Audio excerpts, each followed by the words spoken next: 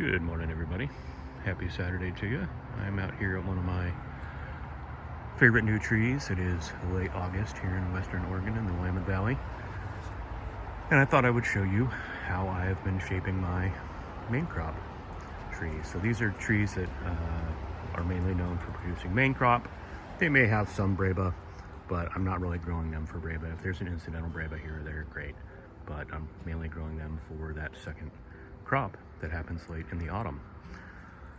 So this is what happens if you top your tree at about a foot tall. Now you can do this anywhere between, you can do this as high as you want. There's no limitation on it. This one I decided to go low because I wanted a scaffold to start low.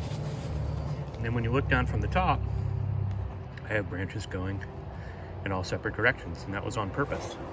So when I chopped this, I had branches growing in all sorts of directions from every single node. What I did was I just picked the 4 branches I want, and I trained each one to go a specific direction, and I removed the rest. In fact, here's another one starting right there.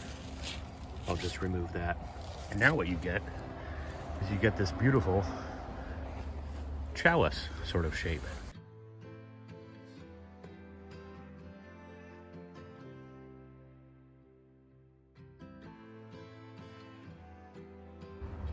Obviously, for the health of the tree, this improves airflow. But number 2, and equally as important, is the fact that main crop grows on current year's growth, right? So in some places in the country, it's so cold, people don't protect their trees, and their trees die back all the way to the base every year. Now, at the beginning of the year, that tree has to start regrowing, and it grows all new growth, and it sets a whole ton of figlets, but oftentimes there's not enough time in the season for those figs to ripen. If you can create a really nice, thick, healthy scaffold that doesn't die back.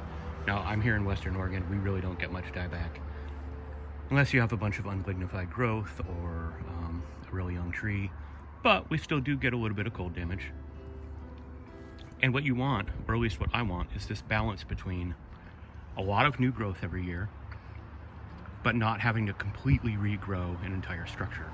So if I create a structure, a permanent structure, right? That'll be these 4 branches, nice and thick, with a little crown on top.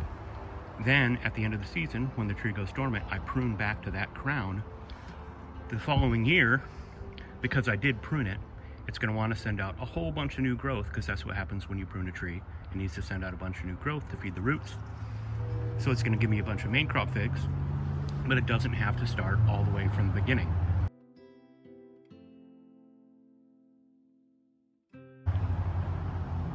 If I were to just let the tree, if I were to not prune it, it would grow some new growth, but it's not going to grow as much as if I did do that pruning. So this is a technique for getting yourself a lot of main crop, but main crop that will ripen in time in most climates. And for our climate here, this tends to work very well.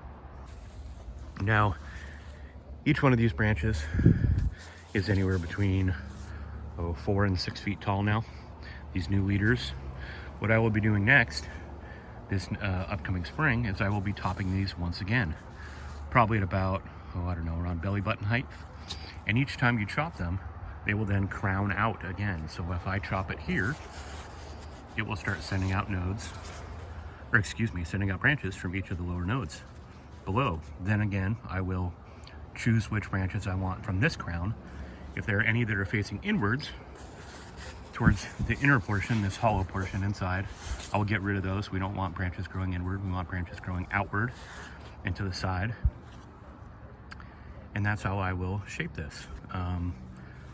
Being a main crop producer, I will probably let it get to a certain height, and then continue to prune back to that height every year. But this is building a strong foundation, kind of from the ground up, and it is definitely sacrificing some figs early on in their in this tree's life, but I'm not worried about figs from a 1 or a 2 or even a 3-year-old tree. To be honest, they don't ever taste that great off of a young, immature tree anyway, so I'm setting myself up for long-term success. So this is the long game. growing fruit trees is absolutely a long game. So yeah, just a little video to show you guys how I've been shaping some of these, and someday these will be big and thick, and this will be a tree that should be healthy for the rest of its life, and hopefully the rest of mine. All right, everyone, take care and have a great weekend. All right, be well.